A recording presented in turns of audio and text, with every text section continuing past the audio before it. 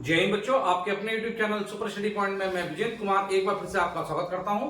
हम Indian geography की थॉर्टिकल series को पढ़ रहे थे। थॉर्टिकल सीरीज में हमने भारतीय नदी तंत्र को शुरू किया था, इंडियन रिवर सिस्टम को, जिसमें हमने हिमालय से निकलने वाली नदियों को पढ़ लिया था। हमने 3 नदी तंत्र पढ़े थे, जिसमें हमने सिंधु नदी तंत्र, ब्रह्मपुत्र नदी तंत्र और गंगा नदी तंत्र को पढ़ा था। आज उसी क्रम में, उसी नदी तंत्र में आज हमें पढ़ना है प्रायद्वीप भारत की नदियां।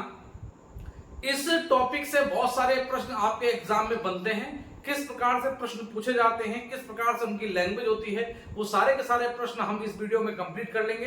तो देर ना करते हुए क्लास को शुरू करते हैं। आइए बेटा, सबसे पहले हमें ये चीज समझनी है कि प्रायद्वीप शब्द का अर्थ क्या होता है। हमें ये समझना है यहाँ पर कि ये जो प्रायद्वीप शब्द है, ये जो प्रायद्वीप लिखा हुआ शब्द है, इस प्रायद्वीप का अर्थ क्या होता है, कि प्रायद्वीप कहते किसे हैं। तो इस शब्द का जो अर्थ होता है वो क्या होता है, क्योंकि हर चीज को अगर आप समझोगे तभी पेपर में आंसर लग पाएंगे। तो जो प्रायद्वीप शब्द का जो अर्थ होता है वो होता है ऐसा भूखंड, ऐसा भूखंड यानी कि धरातल वाला भाग। इसको भूखंड को मतलब धरातल वाला भाग। ऐसा भूखंड जिसके तीनों ओर या तीन ओर क्या हो, जल हो। सर, ऐसा भूखंड जिसके 3 ओर क्या हो, जल हो, उस भूखंड को क्या कहते हैं, प्रायद्वीप कहा जाता है। इस क्या समझे आप कि अगर आपके एग्जाम में आ जाए कि प्रायद्वीप किसे कहते हैं, तो आप प्रायद्वीप पर टिक लगाओगे कि ऐसा भूखंड, ऐसा धरातल वाला क्षेत्र जिसके 3 ओर क्या हो, जल हो, उस भाग को क्या कहते हैं, हम प्रायद्वीप कहते हैं। तो भारत का प्रायद्वीप वाला भाग कौन सा है, कि किस भाग को भारत का प्रायद्वीप कहते हैं। तो देखो बच्चा, इंडिया के अगर मैप को अगर आप समझो, तो मैंने आपको इंडिया का मैप कराया था, बहुत डिटेल में मैंने आपको बताया था कि कौन से राज्य की स्थिति कहां पर है, ठीक है। तो ये भारत का मैप है, ये भारत का मैप, ये हम भारत के मैप को देखा हमने। ये जो मैप है, इसमें, इस नक्शे में, इस भारत के मैप में बेटा, ये भारत का कौन सा भाग है, ये भारत का पश्चिमी भाग है। ये कौन सा भाग है, पश्चिमी भाग। ये कौन सा भाग है, पश्चिमी भाग। ये कौन सा है, ये है पूर्वी भाग। ये कौन सा है, पूर्वी भाग। इसे पूर्वी पश्चिमी भाग, और वो कौन सा, पूर्वी भाग। और नीचे कौन सा है, नीचे है आपका दक्षिणी भाग। नीचे कौन सा भाग है, दक्षिणी भाग है। तो भारत के पूर्वी भाग, भारत के पश्चिमी भाग में कौन सा जल स्तर है, यहां पर कौन सा जलाशय बनता है, या कौन सा जल है, यहां पर पड़ता है अरब सागर। यहां पर कौन सा सागर पड़ता है, यहां पर पड़ता है अरब सागर। पूरब में क्या है, पूरब में है आपका बंगाल की खाड़ी। पूरब में क्या है, बंगाल की खाड़ी है। पूरब में क्या है, बंगाल की खाड़ी है। जबकि अगर दक्षिण की बात करता हूं, तो दक्षिण में क्या है बच्चा, हिंद महासागर। दक्षिण में क्या है, हिंद महासागर। तो ये जो भूखंड है, इसके 3 ओर क्या है, जल है। तो इस वाले भाग को क्या कहा गया, इसी भाग को कहा गया प्रायद्वीप। इस वाले भाग को क्या कहा गया, प्रायद्वीप। तो इसे कहा जाता है प्रायद्वीप भारत, या इसको एक नाम और कहा जाता है, इसे कहा जाता है प्रायद्वीप पठार। प्रायद्वीप पठार कहा जाता है, ठीक है बच्चा। इसे क्या कहा जाता है, प्रायद्वीप पठार कहा जाता है। मैंने आपको बताया था कि 23.5 डिग्री उत्तरी अक्षांश रेखा, 23.5 डिग्री उत्तरी अक्षांश रेखा जो भारत के 8 राज्यों से होकर गुजरती है, यह है 23.5 डिग्री उत्तरी अक्षांश रेखा। यह है 23.5 डिग्री उत्तरी अक्षांश रेखा। इसी रेखा को कहा जाता है, हमारा कौन सी रेखा कहा जाता है, कहा जाता है कर्क रेखा। क्या कहा जाता है, कर्क रेखा। तो 23.5 डिग्री उत्तरी अक्षांश रेखा, जिसे क्या कहा जाता है, कर्क रेखा कहा जाता है। यही कर्क रेखा क्या करती है, ये भारत को 2 भागों में बांटने का काम करती है। ऊपरी भाग को कहा जाता है उत्तरी भारत। क्या कहा जाता है, उत्तरी भारत। और निचले वाले भाग को कहा जाता है दक्षिणी भारत। क्या कहा जाता है, दक्षिणी भारत। तो दक्षिणी भारत जो है वो प्रायद्वीप भारत कहलाता है। क्या कहलाता है, प्रायद्वीप भारत कहलाता है। तो इस प्रायद्वीप वाले भाग से कुछ नदियां निकलती हैं। इसी प्रायद्वीप वाले भाग से जो नदियां निकलती हैं उन्हीं नदियों के बारे में हमें पढ़ना है। तो हमने प्रायद्वीप भारत से निकलने वाली नदियों को, यानी कि प्रायद्वीप भारत या प्रायद्वीप भारत से निकलने वाली नदियों को दो भागों में विभाजित किया है। हमने ये करा कि हमने प्रायद्वीप भारत से जो नदियां निकलती हैं उन्हें हमने दो कैटेगरी में, दो भागों में विभाजित किया। पहला भाग क्या कहलाया, इस पहले वाले भाग को कहा गया कि सर अरब सागर। बच्चा पहले पढ़ना है हमें अरब सागर में गिरने वाली नदियां, अरब सागर में गिरने वाली नदियां। दूसरी कौन सी है? बंगाल की खाड़ी में गिरने वाली नदियां, बंगाल की खाड़ी में गिरने वाली नदियां। तो हमें पढ़नी है, हमने दो भागों में विभाजित किया, एक करा अरब सागर में गिरने वाली नदियां और एक हमने करा बंगाल की खाड़ी में गिरने वाली नदियां। हमें इन दोनों भागों को, यानी कि आपने बताया ना कि जो प्रायद्वीप भारत से जो नदियां निकलेंगी वो या तो अरब सागर में गिरेंगी या क्या करेंगी, बंगाल की खाड़ी में गिरेंगी। तो हमने दो कैटेगरी में डिवाइड किया, अरब सागर में गिरने वाली नदियों को और बंगाल की खाड़ी में गिरने वाली नदियों को।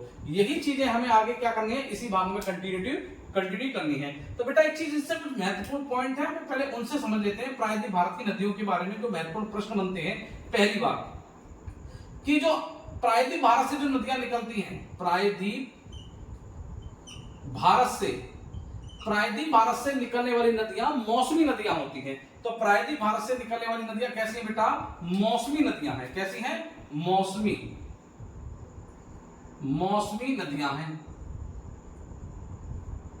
मौसमी नदियों का मतलब है कि मौसम पर आधारित होती है, मौसम पर आधारित होती है।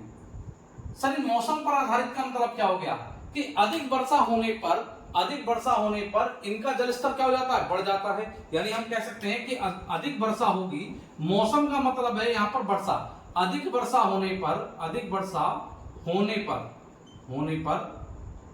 नदियों का जल स्तर बढ़ जाता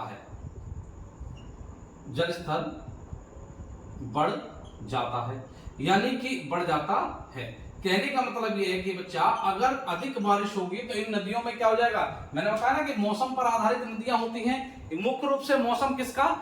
वर्षा का। जब अधिक वर्षा होगी तो इनमें स्वयं क्या होता है, नदियों में क्या होता है, क्या हो जाती है बेटा? जलस्तर उनका बढ़ जाएगा। और अगर वर्षा कम होगी तो जलस्तर क्या हो जाएगा बच्चा? उनका कम हो जाएगा।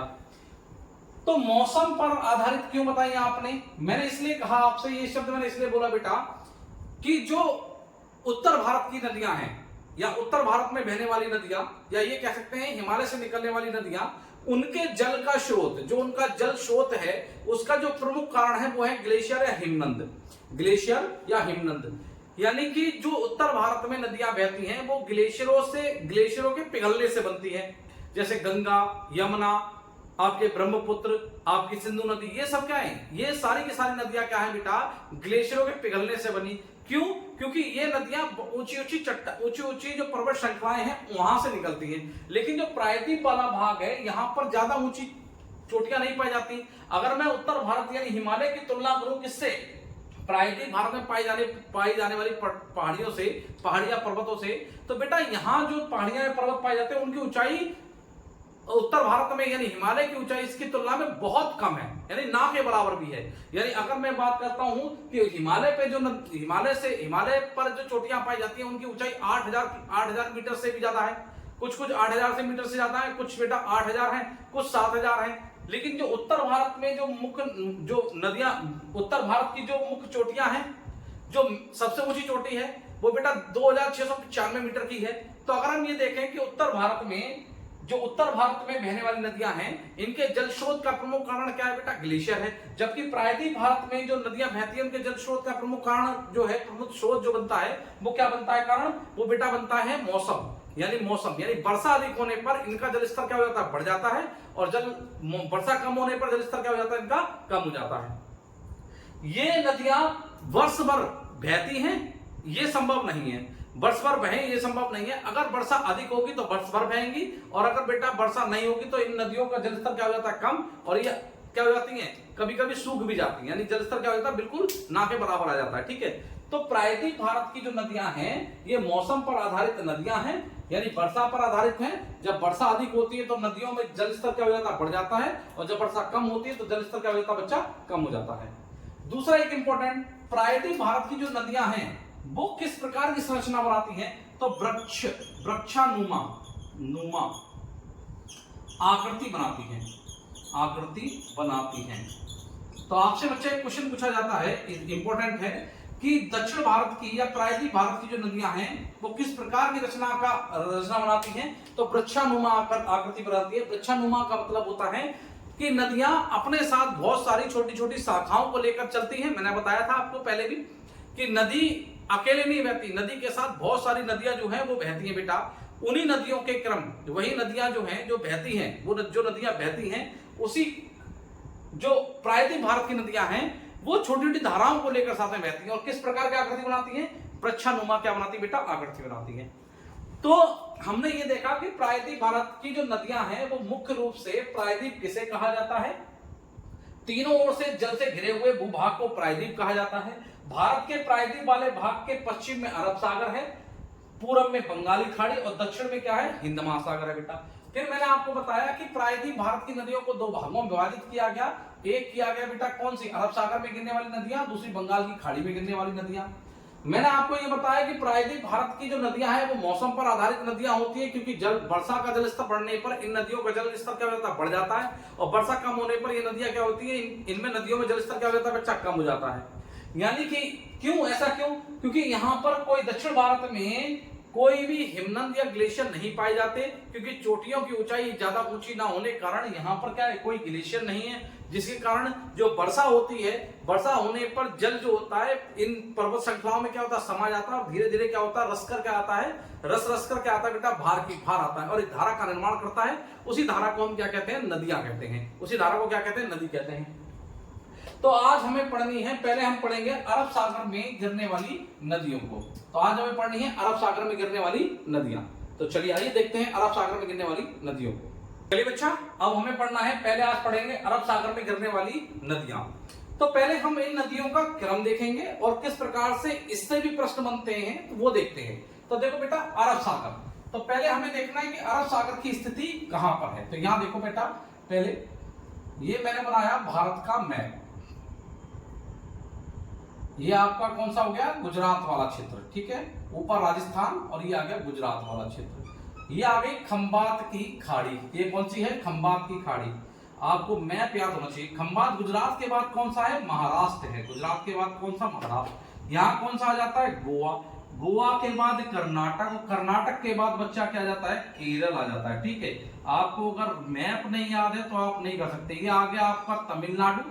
तमिलनाडु के बाद आ जाता है बच्चा क्या? आंध्र प्रदेश। और आंध्र प्रदेश के बाद आता है बेटा उड़ीसा। और उड़ीसा के बाद आ जाता है ये पश्चिम बंगाल। तो ये है बच्चा आपका कौन सा मैप है? ये है हमारा प्रायद्वीप वाला मैप। ये कौन सा है? प्रायद्वीप भारत। ये है हमारा प्रायद्वीप भारत। ये है बच्चा प्रायद्वीप भारत, ठीक है। ये प्रायद्वीप भारत है। अब हमने पहले बताया मैंने आपको कि इधर कौन सा क्षेत्र है? इधर है अरब सागर। यहाँ कौन सा है? ये है अरब सागर। यहाँ कौन सा है? अरब सागर। ये मैंने आपको बताया ये क्या है? खंबात की खाड़ी। ये क्या है? आपकी खंबात की खाड़ी। ये है आपकी खंबात की खाड़ी। ये है हमने कहा ये अरब सागर वाला क्षेत्र ही है। और अरब सागर वाले क्षेत्र में ये कौन सी है? ये है खंबात, खंबात की खाड़ी। ये कौन सी है? खंबात की खाड़ी। ये कौन सा क्षेत्र है? अरब सागर। ये क्या है? यहाँ भी जल है। ये पूरा का पूरा यहाँ से लग जाता है कौन सा? अरब सागर। ये कौन सा लग जाता है? अरब सागर लगता है, ठीक है। ये पूरा पूरा क्षेत्र किसका है? अरब सागर का है। ये पूरा क्षेत्र किसका है? अरब सागर का। ये पूरा क्षेत्र किसका है? अरब सागर का। तो ये जो क्षेत्र है ये क्या कहलाता है? ये कौन सा है? ये है आपकी कच्छ, कच्छ की खाड़ी। ये क्या है? कच्छ की खाड़ी। ये क्या है? कच्छ की खाड़ी। बेटा यहां जो क्षेत्र पड़ता है ये वाला क्षेत्र, ये वाला जो क्षेत्र है ये क्या है? ये है कच्छ का रण। ये क्या है? कच्छ का रण। ये दलदली भाग है। क्या है? दलदली भाग। तो आपने देखा कच्छ का रण, कच्छ की खाड़ी, खंबात की खाड़ी, और ये है अरब सागर। ठीक है, ये कौन सा है? अरब सागर। तो आपको एक एक कर ये देखनी है कि अरब सागर में गिरने वाली कौन कौन सी नदियों को हमें पढ़ना है। एग्जाम की दृष्टि से कौन कौन सी महत्वपूर्ण है? तो देखो, पहली नदी पढ़नी है हमें लूनी नदी। पहली नदी के बारे में पढ़ना है लूनी नदी। और लूनी नदी आपकी अरब सागर में ना गिरकर कहां जाती है? खंबात की खाड़ी में। तो पहली नदी जो है आपकी, पहली नदी पढ़नी है आपको लूनी नदी। कौन सी नदी है? लूनी नदी के बारे में पढ़ना है। दूसरी आपको पढ़नी है साबरमती नदी के बारे में। दूसरी नदी है साबरमती। दूसरी नदी है आपकी बेटा साबरमती नदी। ठीक है बच्चा, दूसरी नदी के बारे में साबरमती नदी पढ़नी है। तीसरी नदी आपकी कौन सी है? माही नदी। ये निकलती है मध्य प्रदेश से और राजस्थान और गुजरात में आकर खंबात की खाड़ी में गिर जाती है। तो तीसरी नदी कौन सी बच्चा? ये है तीसरी नदी, ये है आपकी माही नदी। कौन सी पढ़नी है? माही नदी के बारे में। ये दूसरी और ये बेटा पहली। आपने तीसरी नदी कौन सी पढ़नी? माही, यानी माही नदी के बारे में पढ़ना है। अब देखो, अब आ जाओ, उसके बाद पढ़नी है हमें नर्मदा नदी के बारे में। नर्मदा नदी आकर कहां गिरती है? खंबात की खाड़ी में। तो ये है आपकी नर्मदा। ये कौन सी है? नर्मदा नदी। तो आपकी चौथी कौन सी हो गई? नर्मदा। नर्मदा के बाद कौन सी आती है? नर्मदा के बाद आती है ताप्ती रिवर। नर्मदा के बाद आती है ताप्ती रिवर। कौन सी है? ताप्ती, या इसे बोलते हैं ताप्ती नदी। तो ये पांचवी नदी आपको कौन सी पढ़नी है? ताप्ती नदी के बारे में पढ़नी है।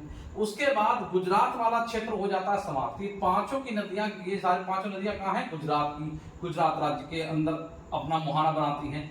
फिर आ जाता है कौन सा? ये क्षेत्र आ गया आपका महाराष्ट्र। लेकिन महाराष्ट्र में कोई बड़ी नदी नहीं है जो आकर अरब सागर में गिरती हो।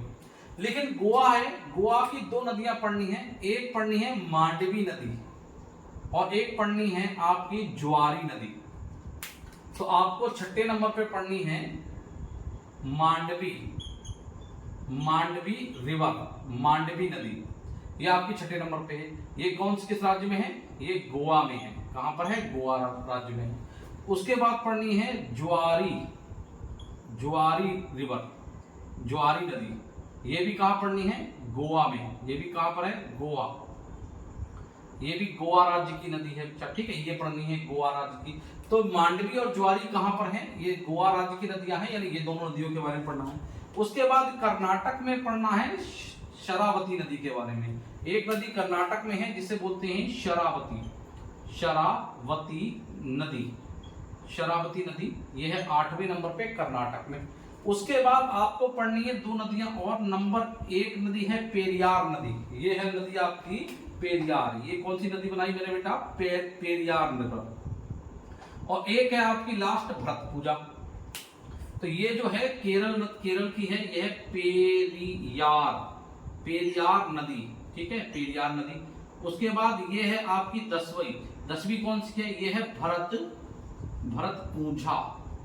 भरतपुजा रिवर नदी। तो आपसे पूछ लेगा कि बताओ अरब सागर में गिरने वाली कौन कौन सी नदियां हैं। तो बेटा इन नदियों के बारे में आपको पढ़ना है। तो इनसे एक क्वेश्चन बन जाता है कि इनका उत्तर से दक्षिण का क्रम बताओ। तो आपसे पहले आपसे पूछेगा अरब सागर में गिरने वाली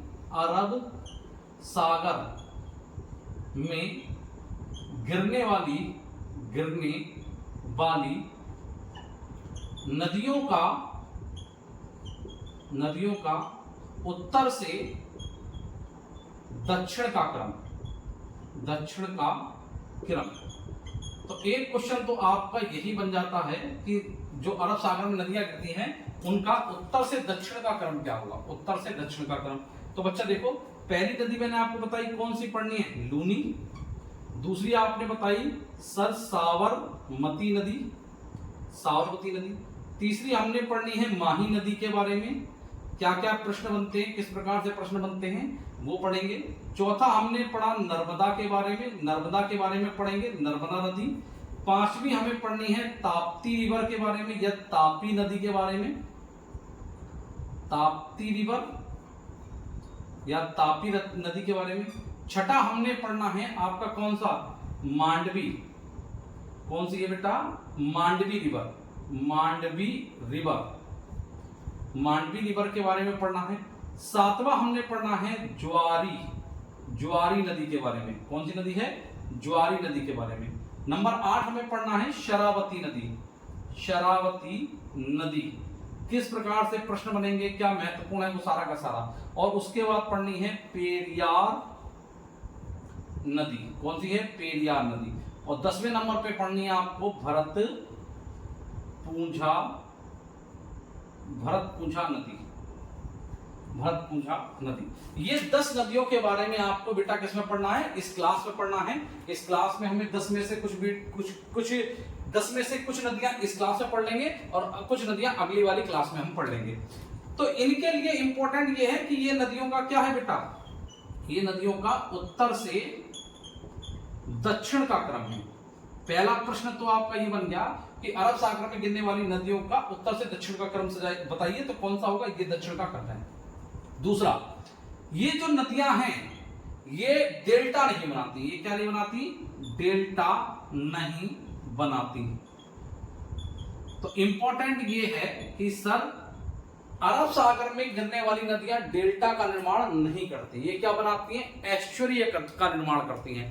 एस्चुरिय का निर्माण क्या होता है, एस्चुरिय क्या होता है, वे नदी जो सीधा आकर जल में मिलती हैं, सीधा आकर जल में मिलती हैं, वो वे नदियां जो अपना जल सीधा नदी में गिराकर मिलाती हैं आकर, वो एस्चुरिय का निर्माण करती हैं। तो इधर जो नदियां बहती, जो आपकी ये नदियां मैंने आपको गिराई, कौन सी, साबरमती, आपकी माही, नर्मदा, ताप्ती, मांडवी, ज्वारी, शरावती, पेरियार और आपके भरतपुंझा, इनमें से कोई भी नदी डेल्टा का निर्माण नहीं करती। क्यों नहीं करती सर, डेल्टा ये क्यों नहीं बनाती, और डेल्टा होता क्या है। जब वो नदी अपने साथ जब बहती है, नदी जब बहती है तो बेटा अपने साथ बहुत क्या लेकर चलती है, गाद मिट्टी लेकर चलती है, कंकड़ पत्थर लेकर चलती है, बहुत सारी गंदगी जो होती है नदी अपने साथ बहाकर क्या हो जाती है बेटा, आगे क्यों ले जाती है। जब नदी का जलस्तर कम होता है, मतलब नदी की रफ्तार कम होती है, तो जब वो अंतिम छोर पर जाकर किसी बड़े समुद्र से मिलती है, तो वो सारी की सारी गंदगी क्या होती है, या जितनी भी गाद या मिट्टी थी वो एक जगह पर ले जाकर क्या हो जाती है, छोड़ देती है। उसके बाद नदी दोनों तरफ से क्या होने लगती है, उस जो गाद थी उसके दोनों तरफ से बहने लगती है, और एक डेल्टा नुमा क्या बना देती है बेटा, आकार बनाती है, उसे क्या बोलते हैं, डेल्टा कहते हैं। मैं आपको एक पढ़ाऊंगा।